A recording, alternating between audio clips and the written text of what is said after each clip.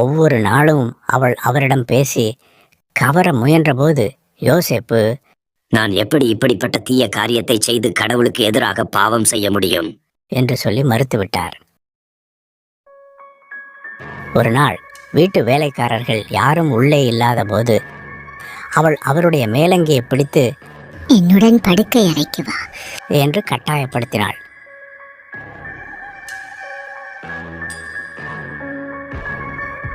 ஆனால் அவர் தன் மேலங்கியை அவள் கையில் விட்டுவிட்டு வீட்டை விட்டு வெளியே ஓடிப்போனார். போத்திபாரின் மனைவி தன் கையில் யோசேப்பின் மேலங்கி இருப்பதைக் கண்டு தன் வீட்டு வேலையாட்களை அழைத்து யோசேப்பு தன்னிடம் அத்துமீறி தவறாக நடக்க முயன்றதாக குற்றம் சாட்டினாள். போத்திபார் வீட்டிற்கு திரும்பிய போது அவள் அதே பொய்க்கதையை சொன்னாள். நீங்கள் கொண்டு வந்த எபிரேய அடிமை என்னை கெடுக்க பார்த்தான். அவன் என் அருகில் வந்ததும் நான் சத்தமிட்டேன். அவன் ஓடிவிட்டான். அவனது அங்கி மட்டும் சிக்கிக் கொண்டது. கோபமடைந்த போத்திபார் யோசேப்பை அரசனின் கைதிகள் அடைக்கப்பட்டிருந்த சிறையில் தள்ளினான். ஆனால் சிறையிலும் கூட கடவுள் யோசேப்புடன் இருந்து அவருக்கு இரக்கம் காட்டினார். சிறை கண்காணிப்பாளரின் பார்வையில் அவர் அவருக்கு தயை கிடைக்கச் செய்தார்.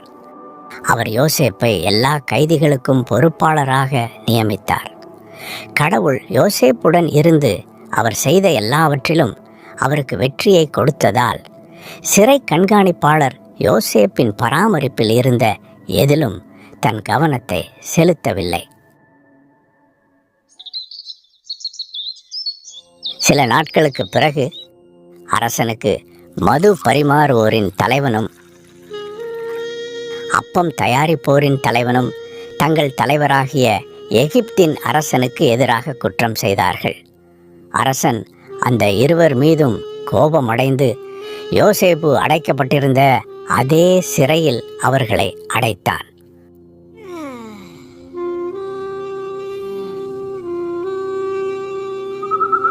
ஒரு நாள் இரவு மது பரிமாறுவோரின் தலைவனும் மற்றும் அப்பம் தயாரிப்போரின் தலைவனும் கனவுகள் கண்டனர்.